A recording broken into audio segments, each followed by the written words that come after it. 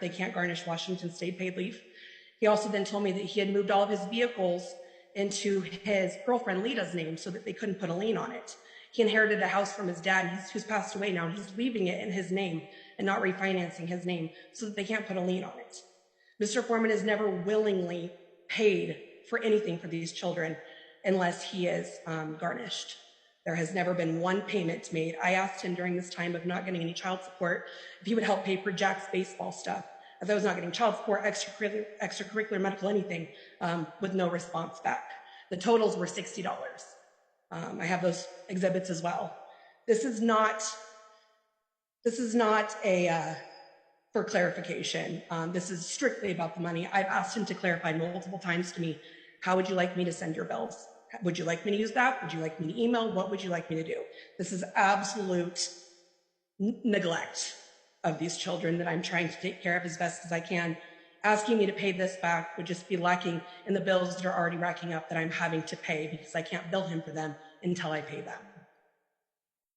Thank you, Ms. Foreman. Just a quick question. Ms. Holder raised an issue that at the end of January, there was some communication allegedly about how much do I owe, and the indication from Mr. Foreman was that he didn't receive a call back. Can you give me your detail on that? Absolutely. So they actually included the text message in their last declaration, and it's not a how much do I owe you. Those words have never come to me in the time that I've known Mr. Foreman. The text message is, are you going to send the deal so I can claim Jack on taxes? This conversation had happened multiple times before this text happened. And with him not agreeing that medical was included, I had talked to him multiple times about this. I had circled the parenting plan and sent it to him, and he said medical isn't included. So I was not about to start another argument during this. We had argued for months about medical being included.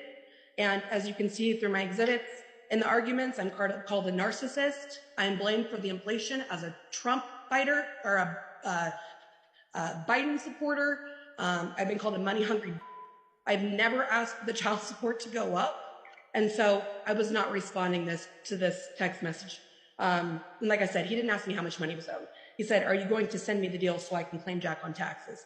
This conversation had happened so many times that I was not wanting to be called any more names or put down any more. If I would have told him right here again for the 100th time, after the judge told him, I told him that medical was due, it would have been an absolute fight. Thank you. And I guess the same question I asked Ms. Holder, what was the amount of the